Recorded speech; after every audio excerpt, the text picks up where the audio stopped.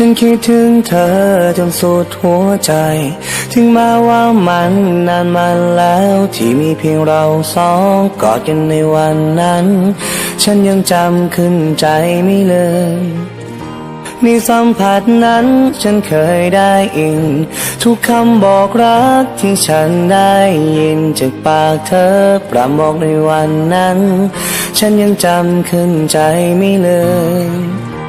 ฉันยังรักเธอจนสุดหัวใจ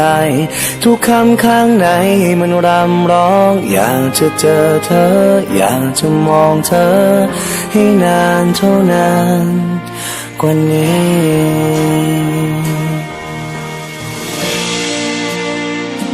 จนกว่าวันนั้นวันที่เราได้พบอีกครั้งหนึ่งและกว่ามาถึงฉันต้องรออีกนานแค่ไหนเมื่อไม่มีเธอโลกทั้งใบเปลี่ยนกลายเป็นสีดำมืดมนไปแต่ไม่เป็นไรขอมีเธอในใจเสมอและในตอนนี้ในสัมผัสนั้นฉันเคยได้ยินทุกคำบอกรักที่ฉันได้ยินจากปากเธอพรำมองในวันนั้นฉันยังจำขึ้นใจไม่ลืม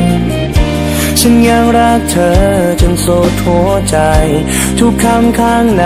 มันรำร้องอยากจะเจอเธออยากจะมองเธอให้นานเท่านานกว่านี้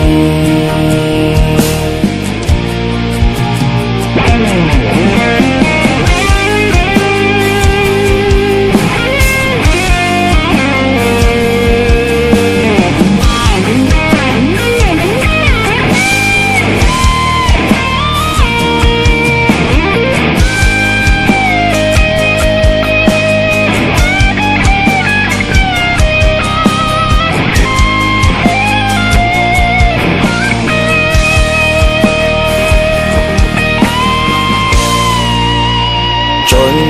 กว่าวันนั้นวันที่เราได้พ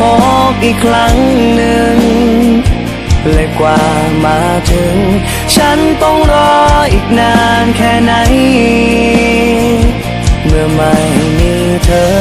โลกทั้งใบเปลี่ยนกลายเป็นสีดำมืดมนไปแต่ไม่เป็นไรขอมีเธอในใจเสมอและในตอนนี้จนกว่าวันนั้นวันที่เราได้พบอีกครั้งหนึ่งและกว่ามาถึงฉันต้องรออีกนานแค่ไหนเมื่อไม่มีเธอโลกทั้งใบเปลี่ยนกลายเป็นสีดำมืดมนไปแต่ไม่เป็นไรขอมีเธอในใจเสมอและในตอนนี้ฉันคิดถึงเธอนานานานานานานา